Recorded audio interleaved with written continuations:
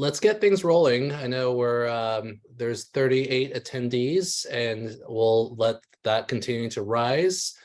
In the meantime, would love to get things started. So welcome everybody to the roundtable discussion hosted by WhyteSpyder and Bazaarvoice.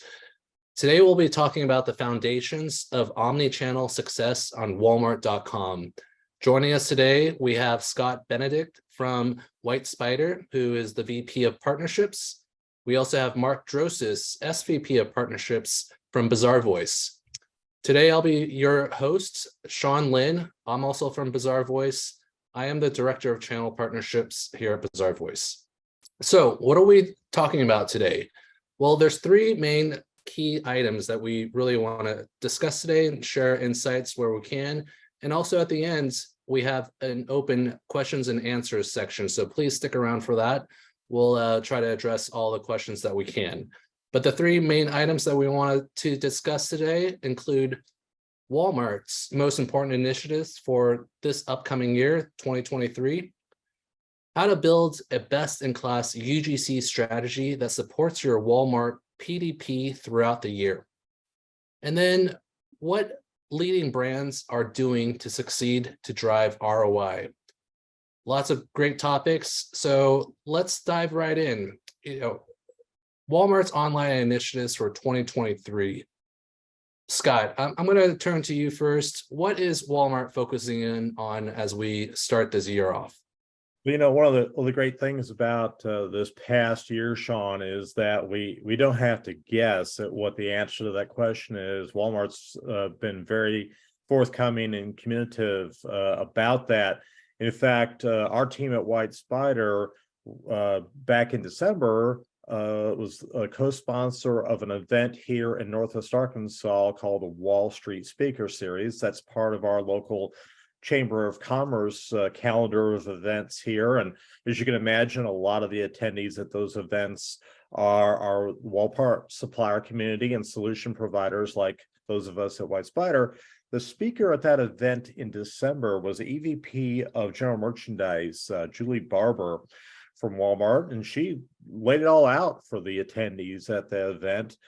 And she shared 4 focus areas for suppliers as the year was getting ready to end in 2022 and looking ahead into 2023.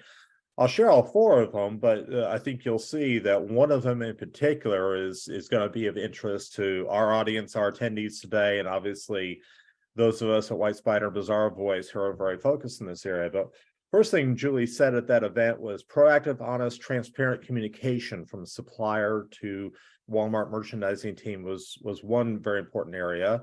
You'll like this next one. Nail the fundamentals of both executing business in stores and on Walmart.com. And some of us who have been around a while, the fact that those were put at equal status, equal measure of importance is certainly progress, but it's also a signal that omnichannel is no longer a hobby. It's a critical part of business, not only for Walmart, but for the supplier community as well.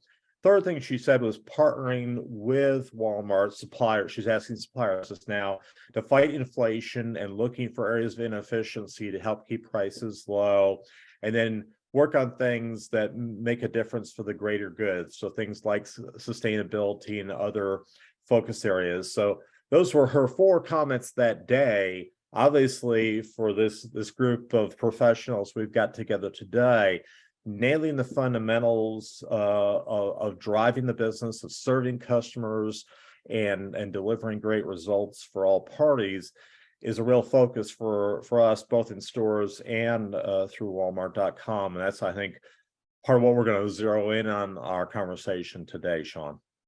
Sounds great, Scott. Thanks for the insight. Thanks for sharing from Julie's talk. Those are great insights. We're talking about content. If you can share a little bit more, Scott, on why you think content plays are such a huge part in the omni-channel experience.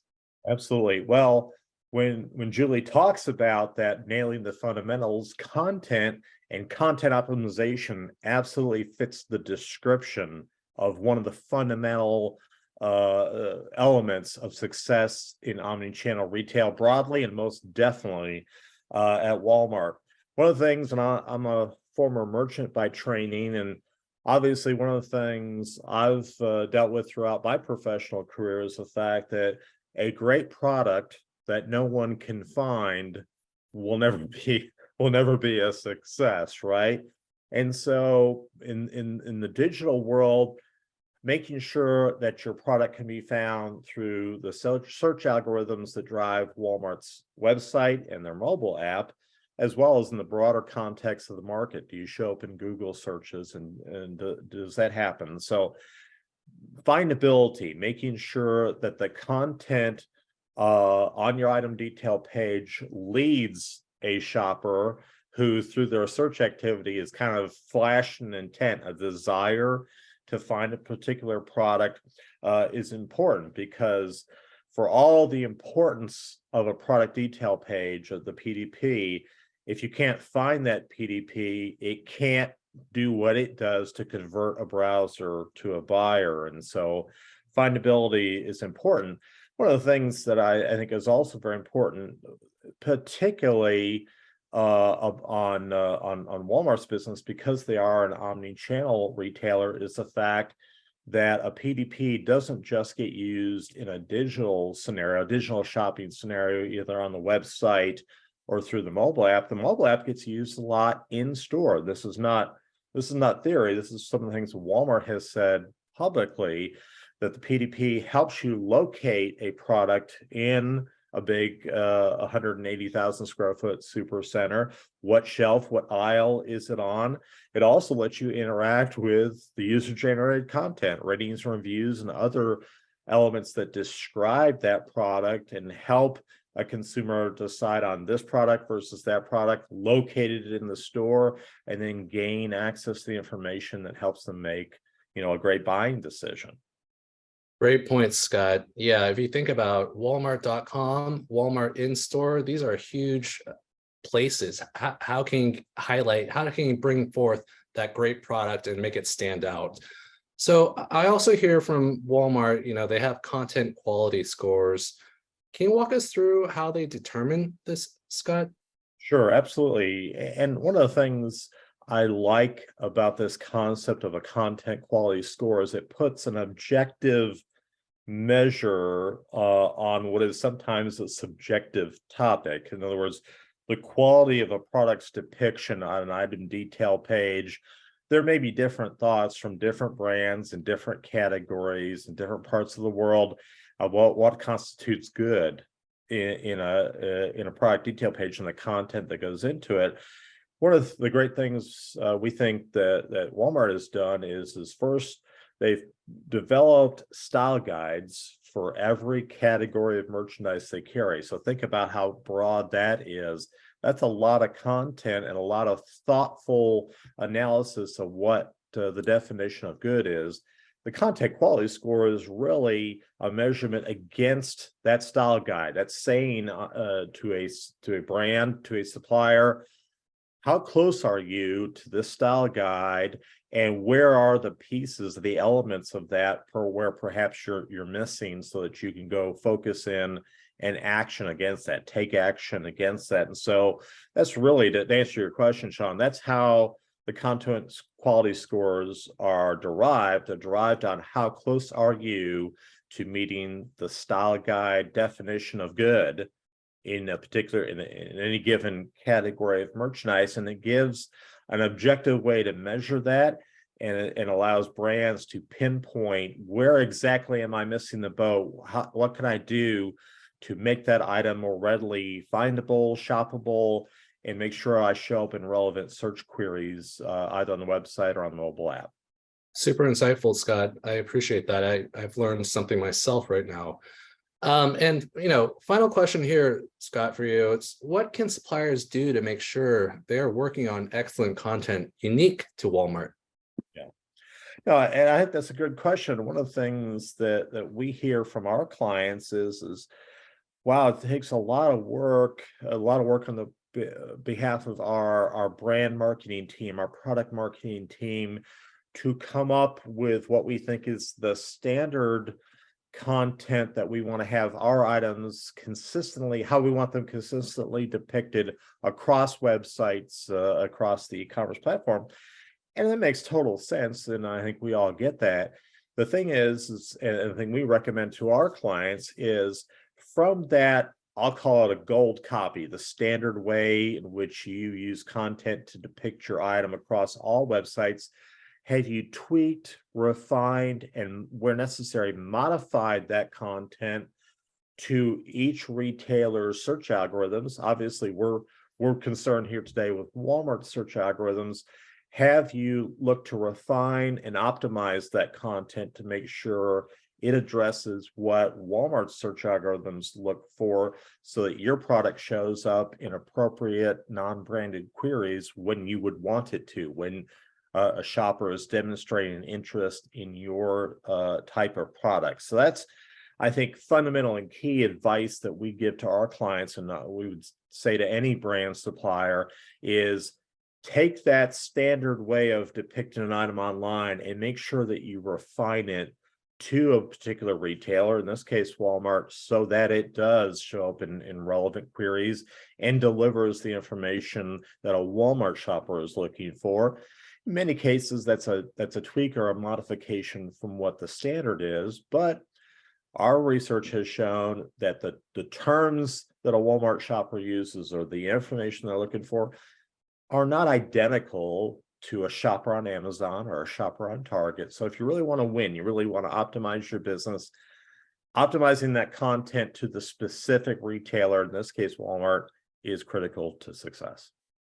Love the insight, Scott. It sounds like WhyteSpyder has a wealth of knowledge that they can share with the audience. I think content is king. I think that statement holds true across all industries, definitely here in the Walmart examples.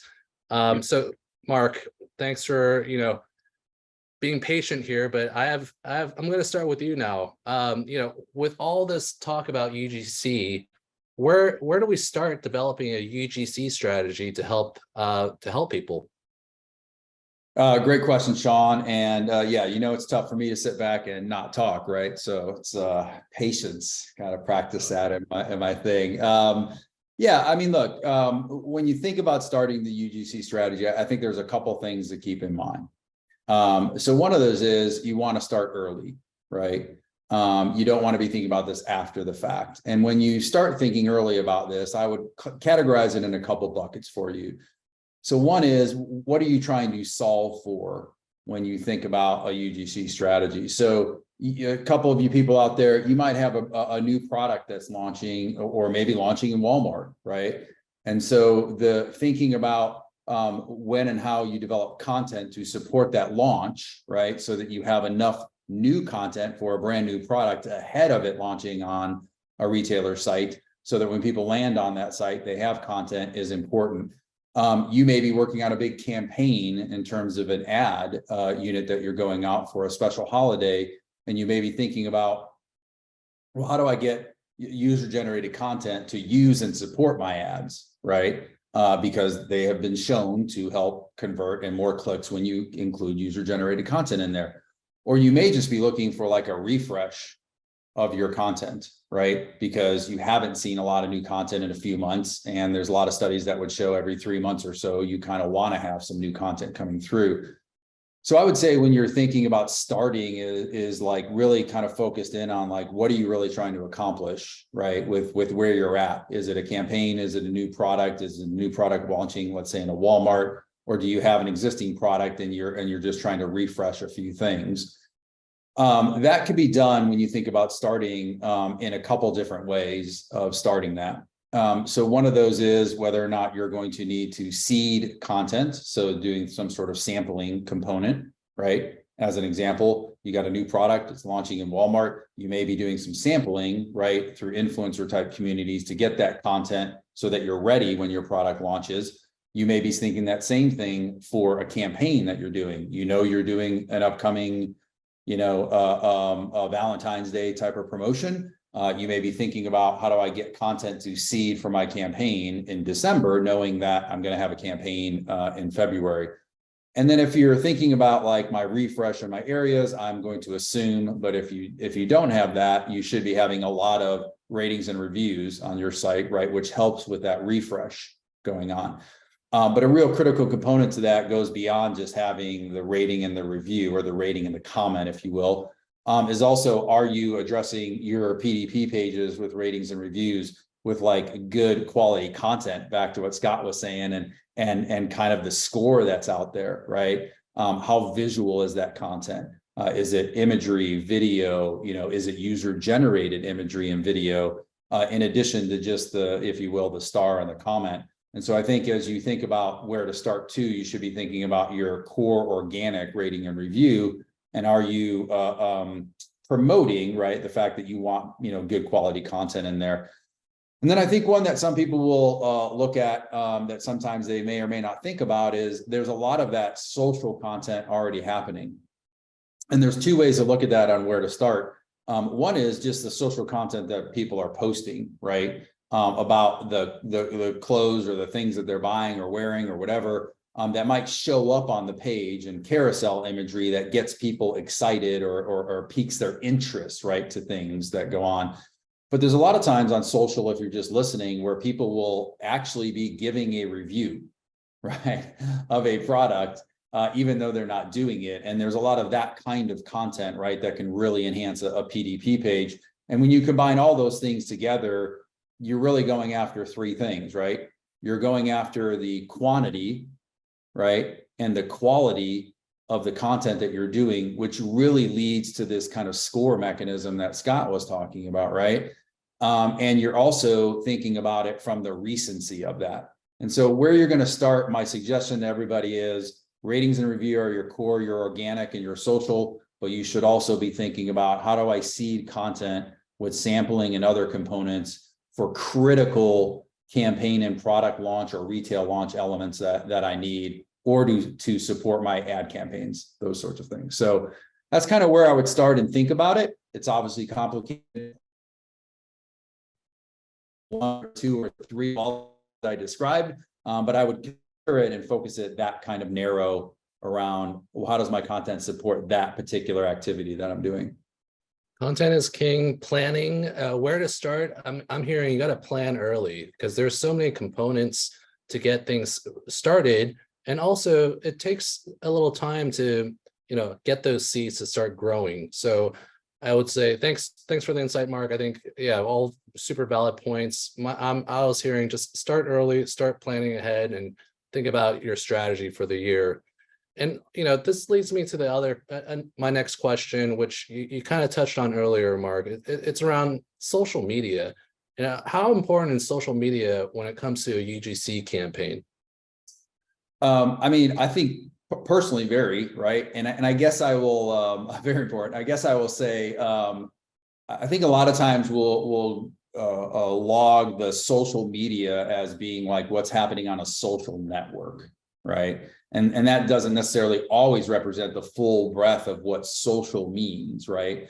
Content itself can be social, right, in terms of the way it interacts with you. But in terms of the social media, look, besides all the stats that we hear for context of where we're at, you have people like Accenture, right, out there doing big studies saying that this is a $1.2 trillion market, right? You have large research projects that we've done, right, of the 14,000 members that we have in our influencer community, saying things like 80%, right, spend their time on social media, or 76% of them say they're influenced by social media, right? Or 73% say they won't even buy something, right, if it doesn't have social in it, right? Because I want to see people like me. And so I think the importance really behind social, all the stats aside, is, for me, is kind of like two things. One of those is really using social and the importance of social media for getting to the people like me content, which I think really goes down to not just thinking about how I create social content, but how I ingest social content from the people, but how I also measure that, and understanding that like that content that's generating is coming from this specific kind of demographic of person, right?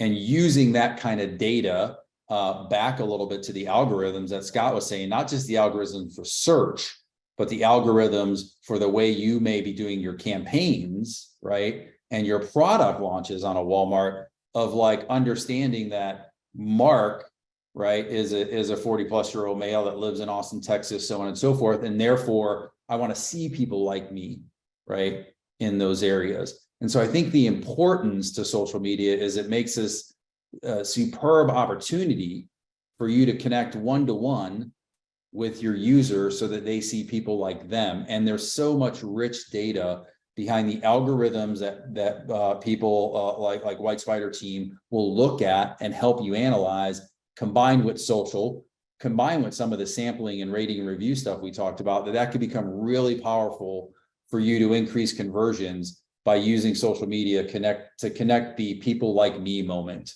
that's in there. So I think that's super important. The second thing that I think is important, when you think about it from an e-commerce perspective, and you think about it from a search perspective, right? And you think about like how people are doing that, the social component and the refreshability of things that are in there are super impactful. So you think about this thing we talked about last time, which is this recency of data, right? And the fact that like more recent information, people are more likely to buy, right? Or the fact that social UGC has a higher conversion rate and an order value to that. But the value of that content really helps with your SEO, right? And your other components on the PDP page, because it's always constantly being refreshed, right? And so I think that's super important to think about. And when you put across all of that, the data that comes out of it, and the ability for someone like WhyteSpyder to analyze all that and help you make those like one-to-one connections, if you will, of people like me and what it can do for search. It's a solution that I think everybody should be using as part of their social media strategy. I'll end with this point on this topic. I always say this. I think when you think about social and content, most people today, and when I talk to people, think about it in the way of me creating social so that I can get impressions and a post, right? I call a little bit of the Kardashian effect, right? Like I want to get my lipstick in the Kardashians' hands so they tweet about it, right? Like, no, you need to be thinking about social from a PDP perspective, right? Yes, social is important for awareness. It's important for clicks and likes, but how are you leveraging social for your PDP page? Not just for somebody to be posting about you from an influencer type perspective, right? So I would say I'll leave you on that when you think about social is disconnect yourself from the awareness, right? Reach perspective of social and think about it from the content that supports your PDP page. Love it, Mark. There's this whole relationship building happening between brands and users through social media. There's some familiarity when you see, people using your products in real life. So I think, next let's move a little bit to, what are leading brands doing to succeed? I think one of the success stories that we are going to talk about includes Unilever. So, either Scott or Mark, who would like to kind of take us through this example? Yeah, I think I'm happy to do that, Scott. Yeah, absolutely. And you could chime in. I think, look, as I broach this subject for a consumer product company, right, like that, think about it broadly as all consumer product companies, right? I think this is an example of one.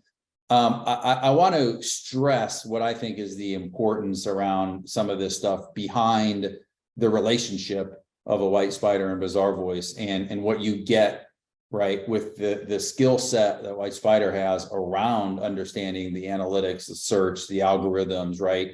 All of the content scoring and the elements that happen at a Walmart and what the UGC and the Bazaarvoice does as that area. So you're thinking about this big brand, 400 brands, 190 countries, right? One of the largest consumer products that are out there. And the ratings and reviews, right, around a skincare area on their website generated 150% greater intent to purchase, right? And use the store locator feature just around that content. That UGC, right, also helped with organic search traffic, right, and engagement. And so they saw a 15 to 25%, depending on which product you're looking at, result in user-generated content influencing or increasing the search optimization, right, and organic traffic that's going on. And so those studies, I think, lean really well into this ability for content to UGC specifically to increase purchases by 150% or increase your search thing. But I think what's really important and to understand there is if you go back to some of the comments Scott and I were both talking about, if you shift your mindset to that PDP page and what it does, and you take that data and that information, and you also let someone like a WhyteSpyder analyze and do those things can influence other search opportunities and stuff that you're also doing, right? That go beyond just the PDP page. So I think while this study talks specifically about that, I think you really have to look at that and be like, wow, I can learn a lot from that UGC that can impact other search algorithm, right? Conversion elements in my business that somebody like a WhyteSpyder would do that go beyond what we do.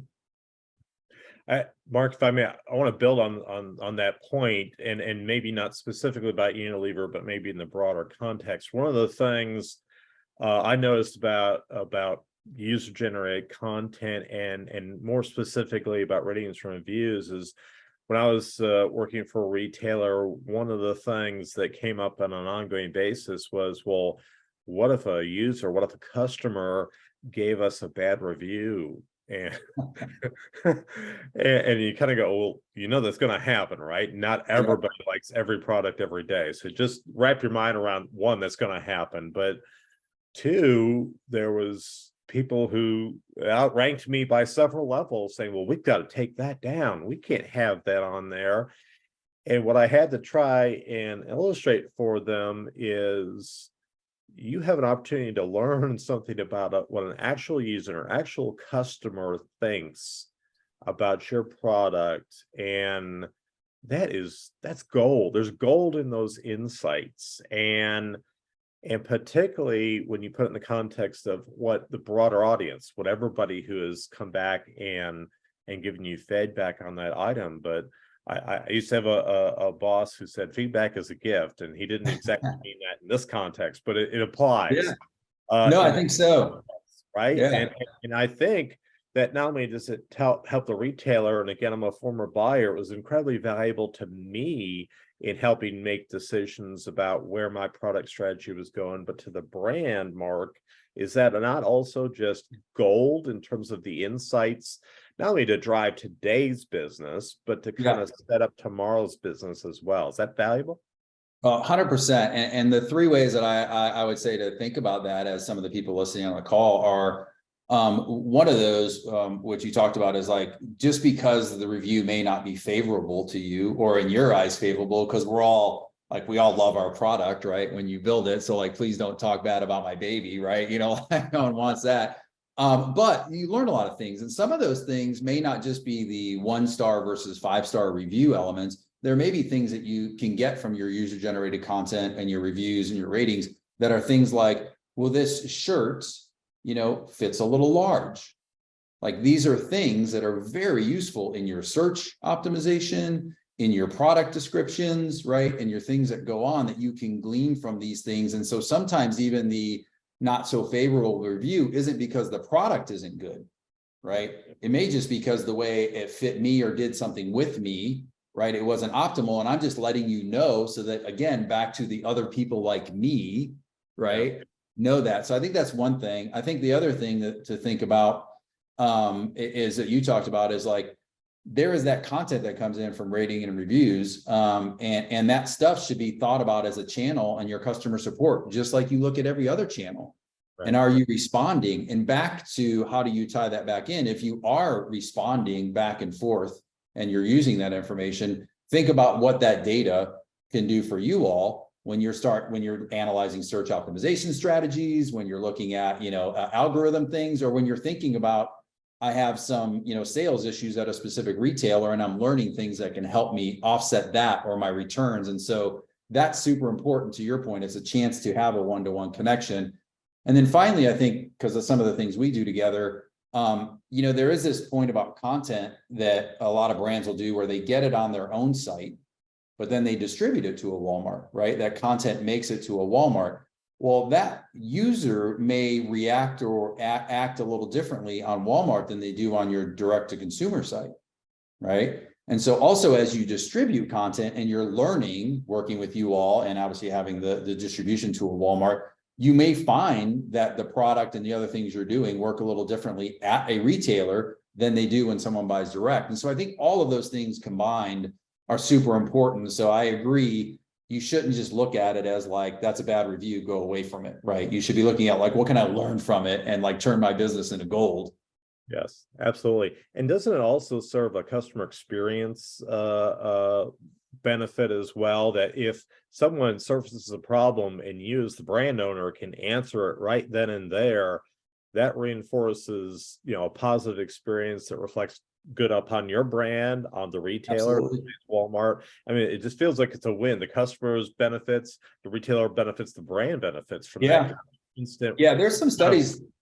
Yeah, there's some studies out there. I don't have off the top of my head, but I know they're there in terms of the number that will depict that even if it's a 1-star review, if you responded, right, the conversion rates, will go up because consumers see that and they trust in the fact that you understand it's very rare to make everybody happy, right? So definitely that NPS type score shoots right up, right? When you're open about, having conversations with people. So. Yeah, I really see it. I'm hearing great feedback, Scott and Mark. I'm really hearing feedback is a gift. I heard that's resonating with me, Scott. And then I also just hear feedback equals data. And I think that data is so valuable for brands and retailers to use to build upon their relationship. And there's many use cases as you guys both discussed here.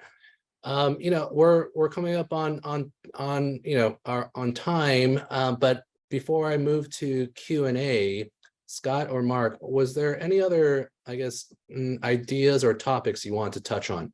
Yeah, Sean, one thing I really wanted to share with our audience today, we started the conversation about content quality scores and things of that nature. One of the things I want to make sure I share with our audience is that, we found, and Walmart has shared this with the community broadly of suppliers, is that if your content quality score is 85 or above, you're 3 times more likely to get to page 1 of search results and 7 times more likely to get within the top 10 of a non-branded search term than if your score is lesser. And so, we started the conversation today about, hey, content quality is so important.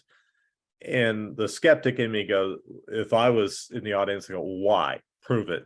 Those metrics are just a top line example of just how powerful this is. The other thing we don't talk about enough, and we have these conversations with our clients all the time, is that attaining or achieving that higher organic search not only drives everyday business when perhaps you're not running retail media or paid media on the site, but it also kind of drives towards a healthier foundation when you are running paid media campaigns. In other words, if your organic performance is good, the point which you have to pay to get from where you come back an organic rank to get up to a paid number, you're trying to get from 100 to 1. Most people don't have enough money to spend to get to there.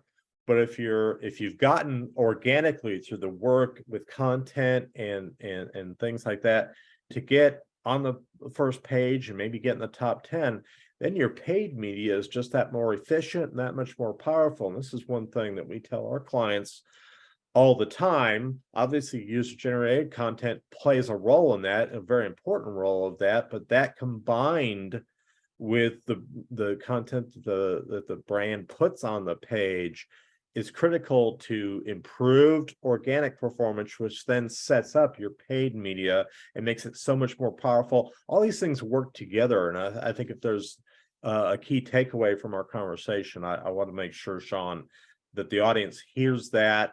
And if they want to fire questions at us about that, that's great. But I think that's one we really want to hone in on as well. So. Awesome. Yeah, thanks for highlighting that, Scott. I think it's super valuable. So we have a question from the audience. I'll just read it out. Any word if Walmart will allow UGC in their reviews online, similarly to how images and videos are available on Amazon? Mark, you want to take that one? Any word if Walmart will allow UGC in their reviews online, similar to images and videos available on Amazon? Great question. I am not 100% sure on the strategies to that myself as to whether or not they're going to do it, but I can tell you that that visual social content has been very critical to us at Bazaarvoice to do that. And I know that has been a big focus of ours. And I don't know if Ashley or Sean have more around the Bazaarvoice side of that, as to if we know anything specifically about when Walmart, may do the online reviews to include video and imagery. I thought that was happening pretty soon, if not currently, but I believe you're correct, Mark. I don't have 100% on. I don't have exact timing on that either. Yeah. But I would not be surprised if that was right around the corner because of what we've been talking about today. Images, videos, so critical to any strategies, in my opinion. But timing, I do not have exact timing on that just yet. Yeah, forever ask that question. Happy to follow up with it too. But the visual social component of all of this is very important. It is something that we've been working with the retailers like Walmart around. They are encouraged to launch them. I just don't know the timing of them. So I'll try to get back with you on specifics around timing of that. Awesome.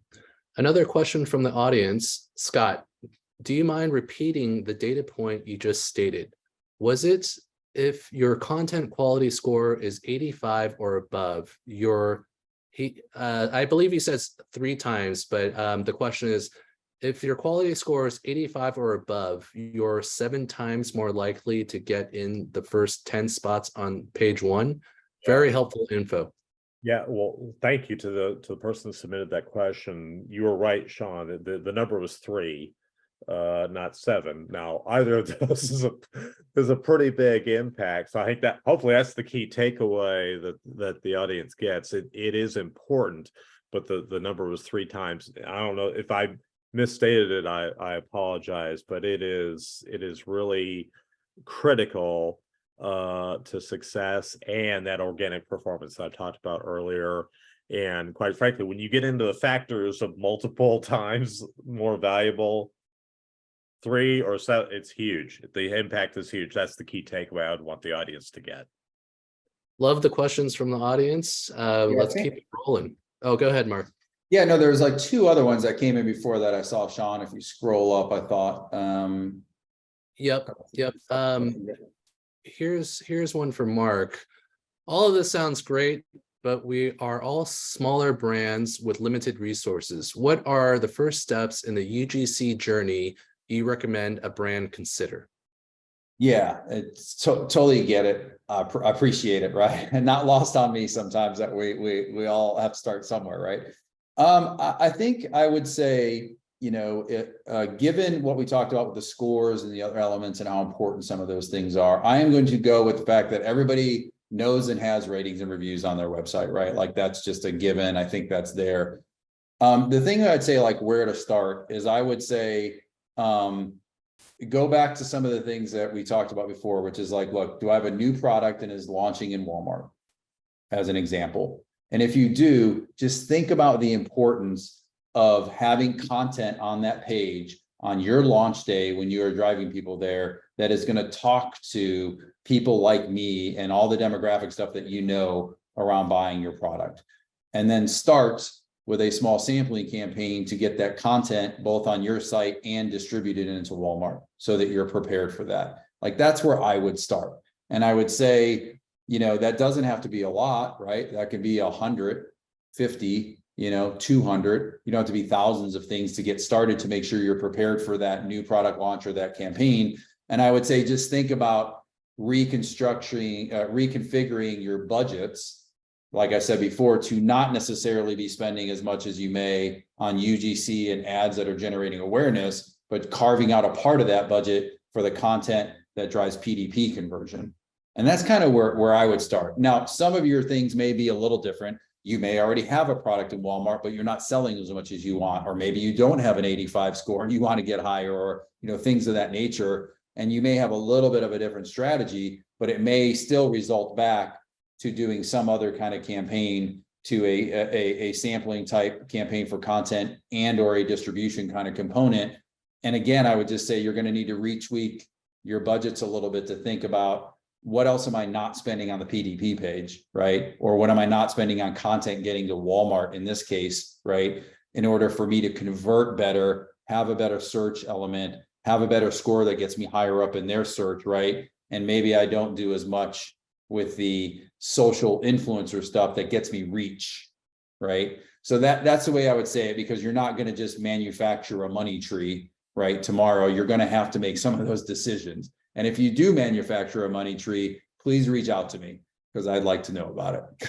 So, but I think it's just about reconfiguring to the money you're already spending over here for reach and awareness and other content, and how you shift a little bit of that to the content for PDP page, and how you maybe might have to start at either sampling type campaigns or reconfiguring your direct to consumer content you already have on your site and getting that to walmart.com, right? Or to a Walmart to be able to do that. So that's what I would think about a little bit. Hopefully that answers at least a good majority of the people's problems that they might have. Yeah, I love that idea, Mark. I mean, if the reallocation of the budget, that PDP page better be, perfect. If if that user winds up landing on it, it better be perfect. Yeah, that's the way I look at it. I'm just going to use this example. If I'm spending, 50 grand on an ad campaign to get a bunch of reach and stuff, I might want to spend 40, but have a better PDP page because my conversion goes up, 3% or whatever, right? You know what I mean? So like, you just have to think about that a little bit. Yeah. Mark, doesn't that, it reminds me, all the focus in legacy retail was on packaging and shelf presence. And obviously that hasn't gone away, but nobody ever questioned that much about, are we spending enough on the messaging on our packaging or how a product presented itself in a physical store? What you just described is the digital version of that. And it's not an or, it's an and. Both are important. How your product presents itself on the shelf in the physical store, and how it presents itself on a digital shelf, on a website or a mobile app. You have to be thinking about both. You don't get to choose one or the other, because you never know, particularly at a retailer like Walmart, which one of those will drive towards the sale. 100%.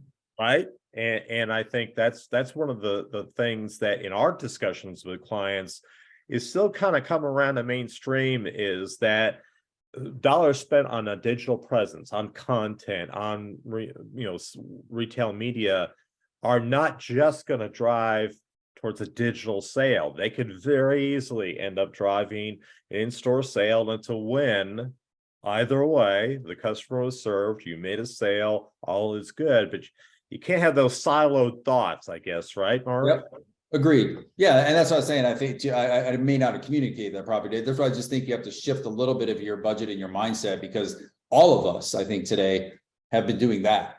Right? So just carve a little bit of that out and think about it in that way. And all of the stats will say you're going to end up with more dollars in sales than you will if you're not doing it that way. Absolutely. Yeah. Scott, one more question for you. Anything else what else do you think Walmart wants suppliers to focus on for 2023? Yeah, well, it kind of ties back to some of the comments I just made about what Mark was talking about. And that is if you go back to Julie Barber's comments about nailing the fundamentals in both stores and online, one of the things I still see is kind of a siloed approach to the business. In other words, here's a group in our organization as a brand over here, and these are the digital people, and then here's the legacy brick and mortar people over here. And it's great if you have a certain degree of expertise and specialization, but boy, those can't be functions as a brand that operate in silos. And it's not an easy thing to go from being this is a legacy team and this is a digital team, and gosh, we don't ever talk to each other. Brands have that challenge. Retailers have that challenge. Walmart's still going through that challenge, but it starts with this mindset that Julie articulated, I think, really well, which is they're both important because they both serve our customer. They both are what is real to a consumer, both in terms of their image of the retailer, Walmart, and your brand. So you've got to have this more holistic strategy, more thoughtful omni-channel strategy of how to go to market and how to win. And you can't look at it in a silo basis. And that's come through not only in Julie's comments that day, but in one-on-one conversations that we've had with members of the Walmart team, of suppliers who are really winning out there. That's kind of the shift in mindset, the shift in strategy, and the shift in focus is let's think about these things holistically and not in silos. Sean, I think that's a recurring theme that ties back to Julie's point. Great insight, Scott. So I think there are a few other questions coming through in the chat. However, I know we're coming up on time and I want to be conscious of our speakers today. So let's move to some closing thoughts, and then we'll definitely leave some links in the chat so that we can help address any unanswered questions that may have come through. Definitely want to be helpful to everyone who's attending. So Scott, I'll lead off with you, and then Mark, just some closing thoughts on this great chat that we've had today. Yeah, I think one of the things that compelled me to want to have this webinar today is we constantly run across brands, and I think you do at Bazaarvoice as well, who have got gaps or holes in their strategy of how to win in the omni-channel age. And one of the things that's taught to me as a retailer, as a buyer, is, are you running the business or is the business running you? And I think in the times that we've all been through here recently with the pandemic, there's sometimes a tendency to react to whatever crisis, whatever problem has had, instead of being out in the front. My challenge to our attendees, to our listeners today, is try to shift from reacting to a proactive approach to your business going forward on Walmart in the market broadly. Both of our companies, part of the reason why we're such good partners together is we're different pieces of the same outcome, the same benefit we're trying to achieve, which is to help brands win online. And we feel like what we do is very complementary. But boy, stick your hand up, ask, reach out, let us kind of hear your problems and maybe try and find you and prescribe solutions. I think that's the key thing that I would want our audience to come away with, Sean, is don't suffer in silence, ask questions, stick your hand up, reach out. We'd love to talk to you, but challenge us with with problems that you're having, and let us see if we can't turn those into opportunities to grow your business. Love it. Mark, any closing thoughts from your end? Sure. Yeah, I'll try not to reiterate what Scott said because I agree with it. So I'm going to say to that reaching out and helping with the business, I would say, like, from our side, on the BV side, I would say, look, think about the three things that we talked about and at high level today. One is thinking about the digital shelf, right? And Scott summarized that very nicely at the end there. And shift your focus to think about the digital shelf versus some of the other UGC type things that people think about. The second piece is, as you're doing work with Bazaarvoice and WhyteSpyder, or one or the other, and some other provider that you might be using that's not us, if that happens, think about the data, right? Think about the data that's being generated from all the things you're doing with someone like us, and how WhyteSpyder can use that to uncover some of the other things, right, that you guys are doing together, whether that's through search, whether that's through, other elements on Walmart. So don't lose sight of that layer, right, of what we're talking about into where you're at. And then finally, as we talked about with the budget and the question about it's difficult when you're small, just big or small, start thinking about it and by the need of the thing that you're doing, right? So if you have a new product launch, and you're launching in Walmart, you're probably going to need, quantity of recent type of content. If you have products that are not reaching, a search, element of certain things, you're probably going to need quality of content, right, to take a look at things that are going on. And so think about whether it's new product or campaign or refresh, or you're trying to get through search, and then just work backwards of like, what kind of content do I really need in order to support what that's happening? And I think you'll be fine. Digital shelf, data, and content by the type that you're looking to try to solve and the problem you're trying to solve. And to Scott's point, we're both here as partners and companies, to help you do better and solve that at Walmart, right? Awesome. Well, thanks, Scott. Thanks, Mark, for the insights.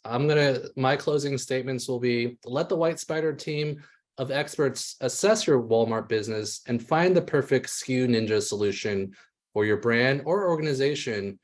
We'll drop a link in the chat to help, use the link, reach out, get contacted with a WhyteSpyder expert. And if you're interested in learning more about how WhyteSpyder and Bazaarvoice can help build an impactful user-generated program, here's another link that you can reach out and get connected with an expert at Bazaarvoice. Again, thanks for all the attendees, and thanks for the panelists today. I thought today was fantastic. I learned a bunch. Thank you so much.